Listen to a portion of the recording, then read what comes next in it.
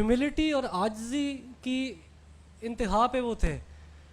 ان سے کوئی پوچھتا تھا کہ آپ کیا کرتے ہیں تو وہ بتاتے تھے کہ میں ایک استاد ہوں. تو کہیں ایک جگہ چل رہے تو انہوں نے کسی نے پوچھا کہ آپ کدھر ہوتے ہیں, کیا کرتے ہیں؟ انہوں نے کہا میں یو ایم ٹی میں پڑھاتا ہوں. تو وہ انہوں نے کہا اچھا آپ کو کبھی دیکھا نہیں, میں بھی یو ایم ٹی میں ہی پڑھاتا ہوں. تو ایک دن وہ یونیورسٹی میں چل رہے, انہوں نے دیکھا کہ وہ آئے اور ان کے ساتھ کچھ لوگ بھی تھے, تو وہ پریشان ہو گئے. انہوں نے کہا آپ تو, وہ پوچھا کسی سے تو انہوں نے کہا یہ تو ادھر کے وائس چانسلر ہیں, چیئرمین ہیں. تو انہوں نے کہا آپ نے تو مجھے بتایا ہی نہیں. تو انہوں نے کہا نہیں میں استاد ہوں, میں سب سے پہلے استاد ہوں. جتنا کچھ تھا, جو وسائل تھے, کوئی دکھاوا نہیں تھا, بالکل ہی مٹی ہوئی شخصیت تھے.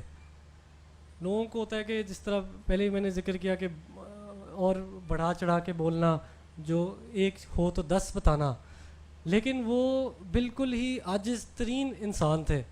مطلب میں ایسے اتنے عاجز ترین انسان سے کبھی نہیں ملا. ہزاروں لوگوں سے میری ملاقات ہوئی ہے, میں اس لیے نہیں کہہ رہا کہ میرے والد صاحب ہیں, لیکن اتنی عاجزی اور اتنی انکساری اور اتنی سادگی کہ وہ اصل میں ایک مثال تھے. ہمارے جو ساتھ لوگ کام کرتے ہیں, خادم نوکر وغیرہ, تو ان سے ان کا ایسا برتاؤ تھا کہ جس طرح وہ الٹا ان کے نوکر ہوں. اور وہ ڈرائیور کوئی ہو گھر میں تو ان سے, جس طرح طالب صاحب تھے تو ان کو کہتے تھے کہ طالب صاحب آپ مصروف تو نہیں ہیں؟ تو آگے سے وہ کہتے تھے کہ نہیں میں تو آپ کا نوکر ہوں, خادم ہوں, آپ حکم کریں.